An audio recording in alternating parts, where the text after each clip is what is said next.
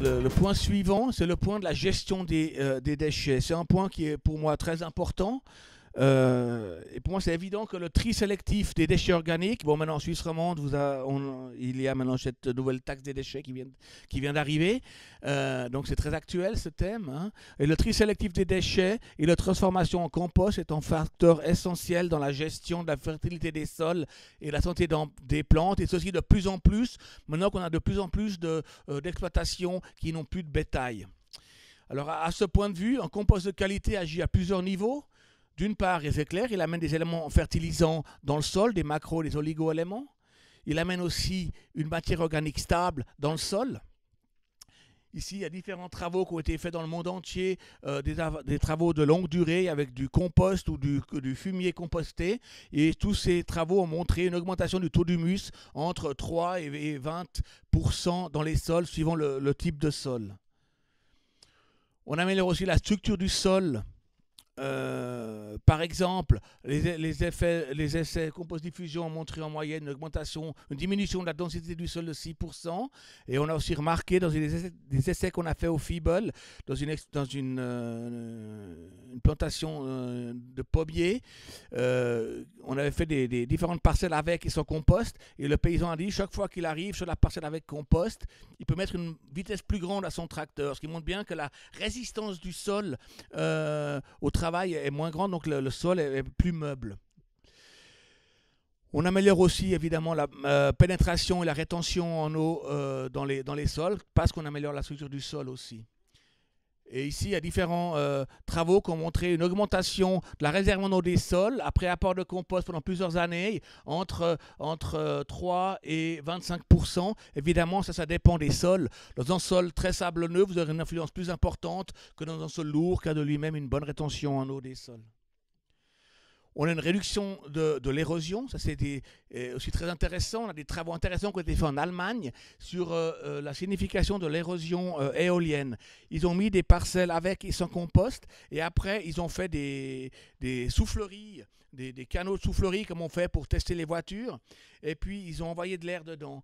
Et Hartmann a montré par exemple une réduction d'entre 30 et 50% de l'érosion aérienne dans la parcelle avec compost.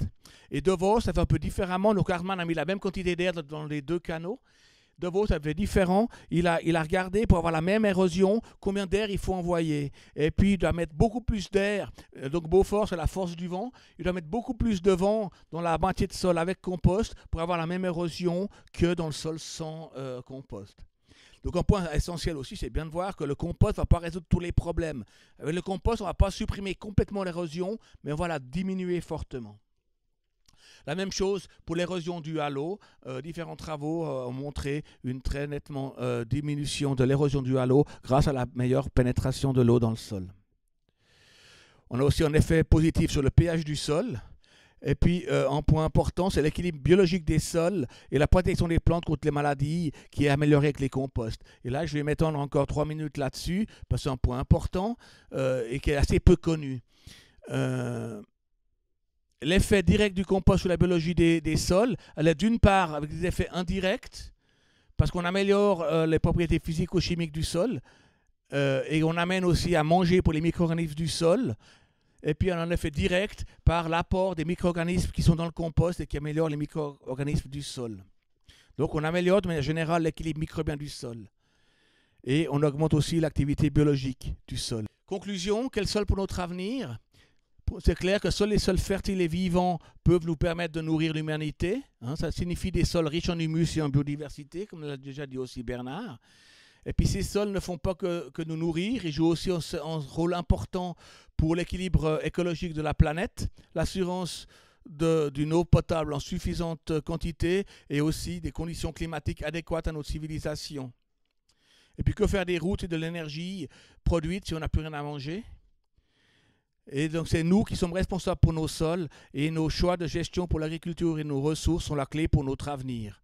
Et une chose, il faut bien qu'on se mette dans la tête, c'est que le monde et sa nature ne vont pas mourir si nous faisons de mauvais choix. Même si la température de l'humanité va monter à 50 degrés sur la Terre, la nature elle va continuer à vivre, elle va avoir d'autres plantes, d'autres animaux, etc. Mais nous, on ne pourra plus y vivre. Et donc il faut être un peu égoïste.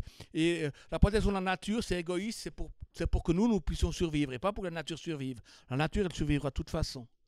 Peut-être sous une autre forme. Voilà, si vous voulez en savoir un peu plus sur ces thèmes de compost contre les maladies et ce genre de choses, vous avez sur mon site biofit.ch beaucoup de documentation à télécharger en allemand, en anglais et en français. Merci de votre attention.